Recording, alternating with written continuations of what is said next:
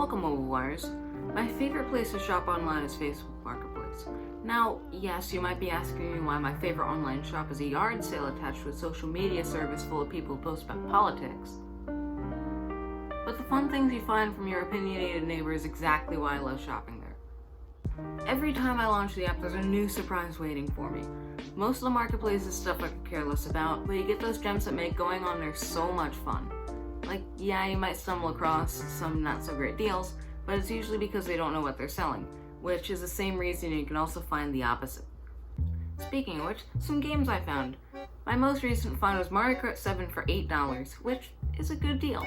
It wasn't the greatest deal I made, but the game is worth just under $14, so it was a nice pickup since it was almost brand new. Another bundle I found was $10 for some games, Wiimotes, and a Pro Controller. I mainly got it for the two games, which are Skyward Sword for when I get a Motion Plus controller, and Wii Sports to resell and basically make my money back. I also got these 5 other games, which are pretty fun to add to my collection, and some Wiimotes that I'm refurbishing. The other bundle I got was the one referenced in my Wii video a few weeks back.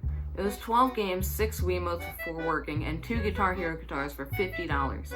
It was an awesome start to my Wii collection. The last thing I got was 5 broken Xbox 360s for $50. Basically $10 each. One worked out of the box and the other 4 all needed to be reflowed, which I will get to as soon as I figure out where my heat gun went. But $10 each is still pretty nice, even if I have to buy a new heat gun. My mom also gets some stuff there for her retro game collection. I remember getting a few with her. One I was super excited for was a fully working Sega Genesis with a couple of controllers for $30. We don't have many games for it, but I love how the system looks. It's always been one of my top retro systems because of the library. I do end up playing most of those games away from the console though because of how pricey it can get. We also found an Atari 7800, tons of games, and a few controllers for what I believe was $50. It's great because we never had a 7800, and this bundle had some neat games like Super Mario Bros. For the 2600. I love exploring Facebook Marketplace and seeing what people sell.